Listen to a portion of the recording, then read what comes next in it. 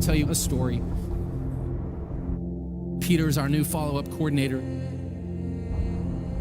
He said he got a phone call on his cell phone, which we broadcast on our channel, and it was from a man, we'll call him Muhammad. And Muhammad said, I need to meet with you. Now, normally our guys would say, not a good idea. Let's talk first on the phone. But he felt the Lord was saying, go meet this guy.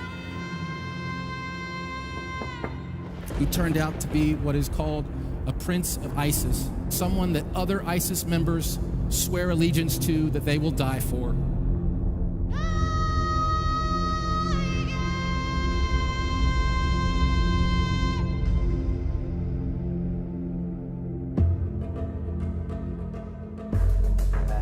The prince was a religious person in ISIS, and they considered him like a leader who teaches the Quran. He taught people how to memorize the Quran and urged them to jihad.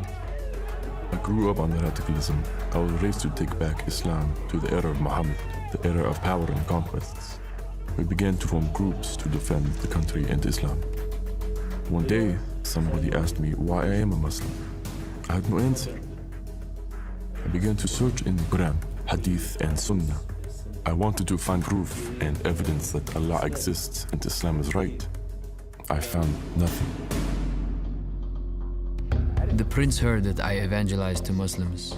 He got my number and called, saying that he wanted to meet and talk. I had a strange feeling that he was from ISIS and that he might try to kill me. But I had a peace inside that the Lord would protect me, as he had a reason behind this encounter. So I set up an appointment, knowing that he could try to kill me. When I went to Peter, I was scared, but I wanted to search for the truth. So he went and he met with Muhammad, and he said the Lord spoke to him in that moment. He said, be bold with him. I said to him directly, our God is not yours. When I listened to Peter, I felt his words were arrogant. His words had awakened Muhammad, the radical one. Because of my anger, for a moment, I forgot why I came to Peter. I suddenly had one thought. How should I kill him?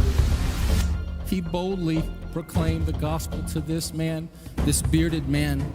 He started crying while I was telling him these words. What made me cry? I don't know. While he was crying, I put my hand on his shoulder and started to pray. He then got up and left me. I felt he was not stable.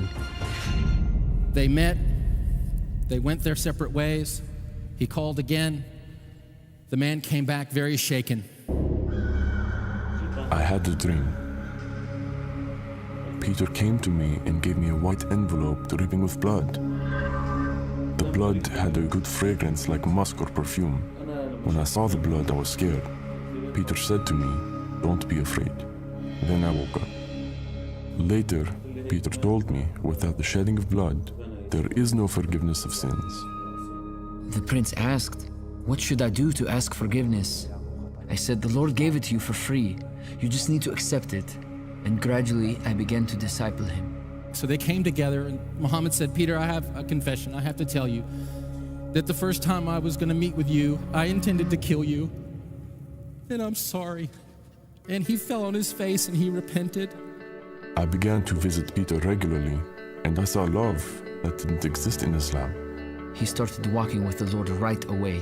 He shaved his beard. He changed his whole life. Then he asked to be baptized.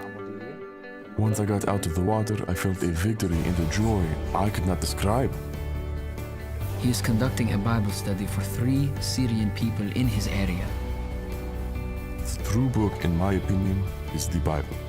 I found the truth in Jesus Christ. And because I have surrendered my life to the Lord, I am certain He will never forsake me.